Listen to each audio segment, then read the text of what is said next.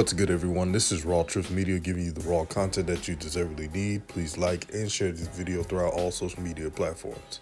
Even though Christmas has been done a couple days ago, it still seems like Jackson State is receiving some more gifts. And this gift is what I call an underrated gem. Because when you get players from the FCS who are all conference, putting up big numbers,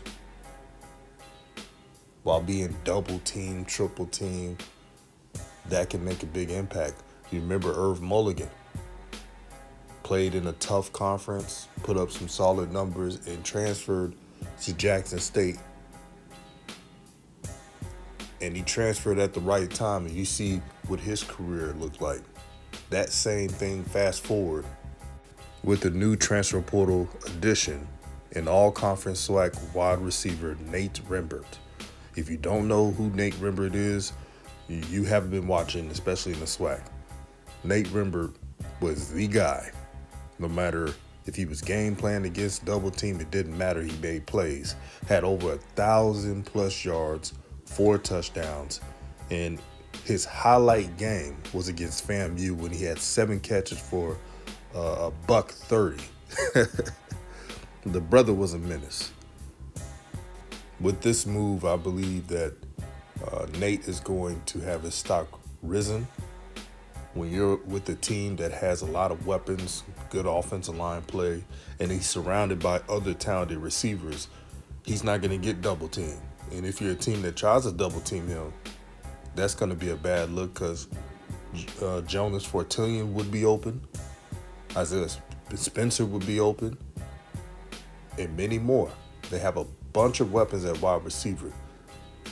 Not to leave out this, brand matters.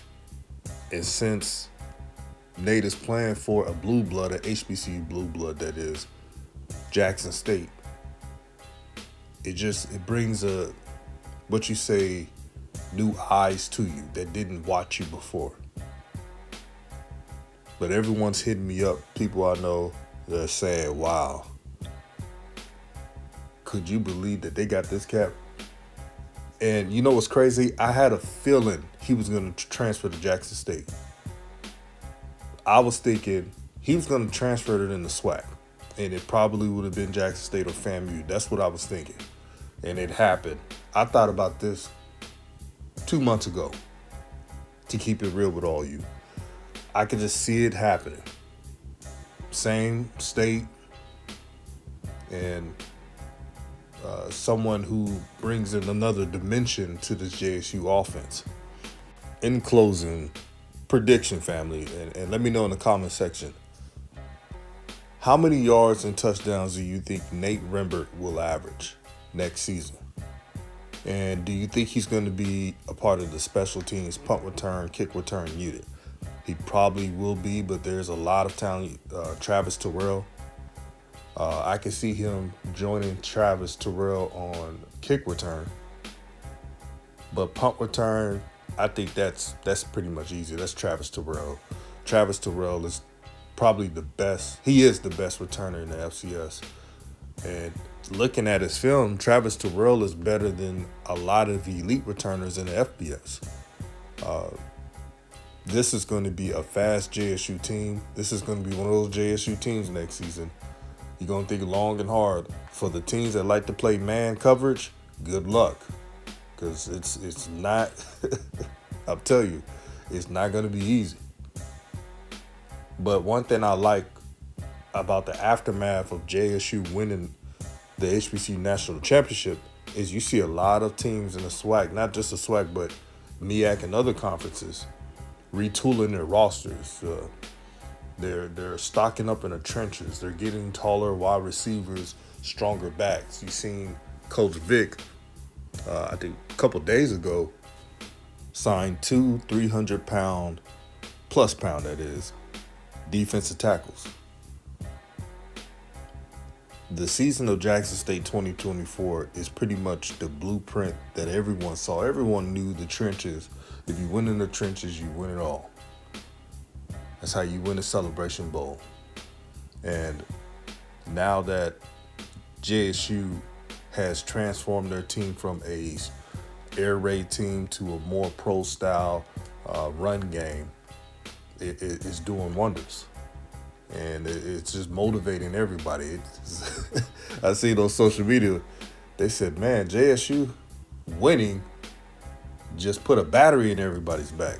And that's what I'm saying. That's what you want to see. You don't want to see one good team or a couple of good teams in your conference and that's it. In my dream for HBCUs, not just the Swac and MEAC, is to have multiple strong conferences that's respectable. And if you could do that, hey, sign me up. In closing, does this guarantee JSU to go back to back? We'll see, because you got to play the games on the field. I think everybody that's listening agrees with that. But it's looking good for JSU.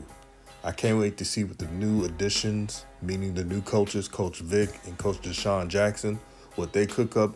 Deshaun Jackson is recruiting at a high level, was able to sway, I'm going to be respectful, sway JSU running back. I believe his name is Boykin, who is very talented. But there's a California connection with those two, so I'm not surprised. But he's recruiting well. Coach Vic is recruiting well, and I think Coach Vic is going to add even more players by the next week or 2 weeks. Don't forget the second phase of the portal. I think Coach Vic and company is going to really do numbers with that. But that's just my thoughts. This is RawTruth Media, giving you the raw content that you deservedly need. Y'all stay blessed, and remember, start your 2025 on a good note. I'm out.